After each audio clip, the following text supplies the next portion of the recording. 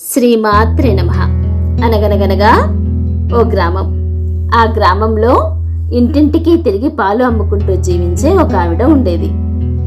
గ్రామంలో కాకుండా పట్టణానికి వెళ్లి పాలు అమ్మితే ఎక్కువ డబ్బులు సంపాదించవచ్చని పట్టణాన్ని చూసి వచ్చిన ఒక స్నేహితురాలు చెప్పింది. దాంతో ఈ పాలు అమ్ముకునే ఆవిడ తలపై పాలకుండను పెట్టుకొని పట్టణానికి బయలుదేరింది. అలా నడుస్తూ నడుస్తూ ఆమె ఆలోచనల్లోకి వెళ్ళిపోయింది. పట్టణానికి వెళ్లి పాలు అమ్మితే బోలెడు డబ్బులు వస్తాయి. ఆ డబ్బంతా జమ చేసి మరో ఆవును కొనొచ్చు. అప్పుడు ఇంకా ఎక్కువ పాలు అమ్మొచ్చు. దాంతో మరో ఆవును కొనొచ్చు. ఇలా ఆవుల మంద తయారవుతుంది. అప్పుడు పాలు పట్టణానికి తీసుకువెళ్ళడానికి ఒక వ్యాను కొనొచ్చు. అలా ఎక్కువ పాలు అమ్మడంతో ఇంకా ఎక్కువ డబ్బులు వస్తాయి. ఆ వచ్చిన డబ్బుతో మరిన్ని ఆవులు, వ్యాన్లు కొనొచ్చు. అప్పుడు ఇంకా చాలా డబ్బులు వస్తాయి. పట్టణంలోనే ఓ పెద్ద బంగళా కొనొచ్చు. ఆ బంగళా బయట పశువులకు కూడా పశువుల కొట్టం కట్టించవచ్చు. అక్కడ పనిచేయడానికి పనివాళ్లను కూడా పెట్టుకోవచ్చు. జీతం తీసుకుంటూ పనివాళ్లు సరిగ్గా పనిచేస్తున్నారో లేదో, అయ్యో ఓ దూడ ఆవు దగ్గర ఎక్కువ పాలు తాగేస్తుంది, ఎక్కడ చచ్చారా పనివాళ్ళంతా అని ఏయ్ అని ఆ దూడను అదిలించింది. ఈ అదురుపాటుకు తలపై ఉన్న పాలకుండ కింద పడి పగిలిపోయి ఆ శబ్దానికి ఆ పాలమ్మి ఆవిడ తన ఊహల్లోంచి బయటకు వచ్చింది. ఆ రోజు అమ్మాల్సిన పాలు నేలపాలయ్యాయి. ఇలా మనకు ఊహలే ప్రాణాలుగా ఉన్నాయి. ప్రతిదాన్ని ఊహిస్తున్నాం. పర్సనాలిటీ డెవలప్మెంట్ క్లాస్లో కూడా visualize your goals, manifest your dreams అని చెప్తారు. ఊహలు మంచివే, కానీ ఎక్కువ శాతం మనవి అపోహలు.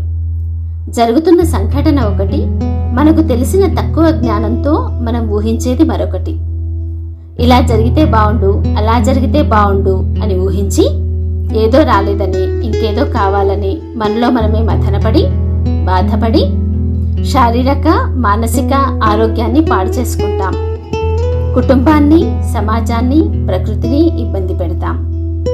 కేవలం ఊహల్లో బతుకుతూ సమయాన్ని వృధా చేయకుండా మన కలల్ని నిజం చేసుకోవడానికి కావలసిన యాక్షన్ ప్లాన్ తయారు చేసుకోవాలి. భవిష్యత్తు గురించి ఎక్కువ ఆలోచించకుండా వర్తమానంలో ప్రస్తుతం మన చేతిలో ఉన్న పనిని జాగ్రత్తగా ప్రణాళికాబద్ధంగా చేస్తూ పూర్తి చేయాలి. కష్టే ఫలి అన్నారు కాబట్టి సాధించాలనుకున్న లక్ష్యం కోసం కష్టపడాలి. ఆ క్రమంలో వచ్చే భావోద్వేగాలను నియంత్రించుకుంటూ లక్ష్యం వైపు ప్రయాణం చేయాలి. అరణ్యవాసానికి సీతా లక్ష్మణులతో కలిసి వెళ్లి చిత్రకూట పర్వతంపై నివసిస్తున్న రాముడిని చూడడానికి భరతుడు అడవికి వచ్చాడు.